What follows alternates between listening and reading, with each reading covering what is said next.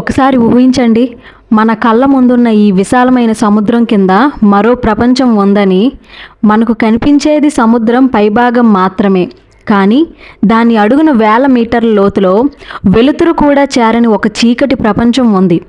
అక్కడ వింత జీవులు ఉన్నాయి, భారీ పర్వతాలు ఉన్నాయి, అగ్నిపర్వతాలు ఉన్నాయి, మరియు మనిషి ఇంకా పూర్తిగా తెలుసుకోలేని ఎన్నో రహస్యాలు ఉన్నాయి.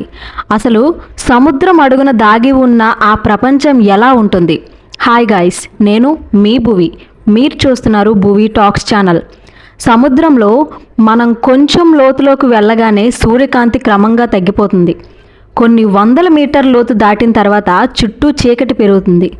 ఇంకాస్త లోతుకు వెళ్తే మనకు తెలిసిన పగలు రాత్రి అనే భావన కూడా అక్కడ ఉండదు. వేల మీటర్ లోతులో నీటి ఒత్తిడి చాలా ఎక్కువగా ఉంటుంది. మనిషి సాధారణంగా అక్కడికి వెళ్ళడం అసాధ్యం. అందుకే శాస్త్రవేత్తలు ప్రత్యేకమైన సబ్మెరిబుల్స్ రోబోటిక్ వాహనాల సహాయంతో ఈ లోకాన్ని అన్వేషిస్తున్నారు. సముద్రం అడుగున కనిపించే జీవులు మనకు తెలిసిన చేపల కంటే చాలా భిన్నంగా ఉంటాయి.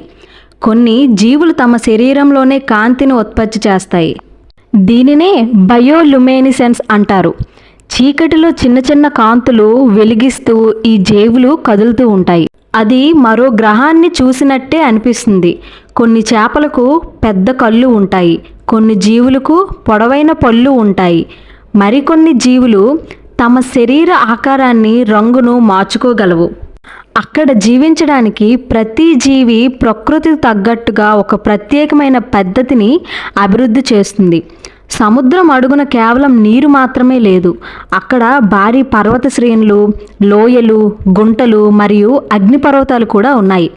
కొన్ని ప్రాంతాల్లో సముద్రపు అడుగున ఉన్న పగుళ్ళు నుంచి అత్యంత వేడిగా ఉన్న నీరు, ఖనిజాలు బయటికి వస్తాయి. వాటినే హైడ్రోథెర్మల్ వెంట్స్ అంటారు. ఇక్కడ సూర్యకాంతి అస్సలు ఉండదు, అయినా వాటి చుట్టూ అనేక జీవులు జీవిస్తాయి. ఇది శాస్త్రవేత్తలకు ఒక అద్భుతమైన ప్రశ్నను కలిగించింది. సూర్యకాంతి లేకుండా జీవం ఎలా అభివృద్ధి చెందింది? ఇక్కడ కొన్ని సూక్ష్మజీవులు సూర్యకాంతికి బదులుగా రసాయన శక్తిని ఉపయోగిస్తాయి. అంటే భూమిపై జీవం ఎలా ఉండగలదో మనం అనుకున్న దానికంటే ప్రకృతికి ఇంకా ఎన్నో మార్గాలు తెలుసు. సముద్రం అడుగున ప్రకృతి రహస్యాలే కాదు, మనిషి గతానికి సంబంధించిన ఆధారాలు కూడా ఉన్నాయి. కాలక్రమంలో సముద్ర మట్టం పెరగడం, భూకంపాలు, సునామీలు, ఇతర ప్రకృతి మార్పుల వల్ల కొన్ని పురాతన నివాసాల ప్రాంతాలు నీటిలోకి మునిగిపోయాయి. అలాగే వేలాది నౌకలు కూడా సముద్ర గర్భంలోనే మిగిలిపోయాయి. ఈ శిథిలాలను పరిశోధించడం ద్వారా పురాతన వాణిజ్యం, ప్రయాణాలు, యుద్ధాలు మరియు మన పూర్వీకుల జీవన విధానం గురించి ఎన్నో విషయాలు తెలుసుకోవచ్చు. అంటే సముద్రం ఒక భారీ ప్రకృతి మ్యూజియం లాంటిది. ఇక్కడే అసలు ఆశ్చర్యం మొదలైంది. సముద్రంలో చాలా పెద్ద భాగం ఇప్పటికీ పూర్తిగా అన్వేషించబడలేదు. అంటే మన గ్రహం గురించి మనకు ఇంకా ఎంత తక్కువ తెలుసో ఊహించండి. ప్రతి కొత్త సముద్రం అన్వేషణలో శాస్త్రవేత్తలకు కొత్త జీవులు, కొత్త భౌగోళిక నిర్మాణాలు, కొత్త రసాయన ప్రక్రియలు కనిపిస్తూనే ఉన్నాయి. కొన్ని జీవులు మనకు ఇంతకు ముందు ఎప్పుడూ చూడనివిగా ఉన్నాయి. కొన్ని ప్రాంతాల్లో నీటి ఉష్ణోగ్రత, ఒత్తిడి మరియు రసాయన పరిస్థితులు పూర్తిగా భిన్నంగా ఉంటాయి. అందుకే శాస్త్రవేత్తలకు సముద్రం అడుగు భాగం భూమిపైనే ఉన్న మరో గ్రహంలా అనిపిస్తుంది.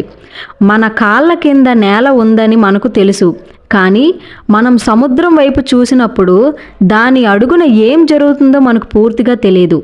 చీకట్లో జీవించే జీవులు, నీటి అడుగున మండే అగ్నిపర్వతాలు, వేల సంవత్సరాల నాటి రహస్యాలు, మునిగిపోయిన నౌకలు, ఇంకా మనిషి చూడని ఎన్నో ప్రపంచాలు, ఇవన్నీ మన గ్రహం ఎంత అద్భుతమైనదో చెబుతున్నాయి.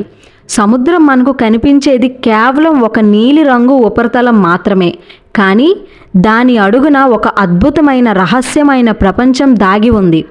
ఇలాంటి ఆసక్తికరమైన విషయాల కోసం వెంటనే భువి టాక్స్ను సబ్స్క్రైబ్ చేసుకోండి.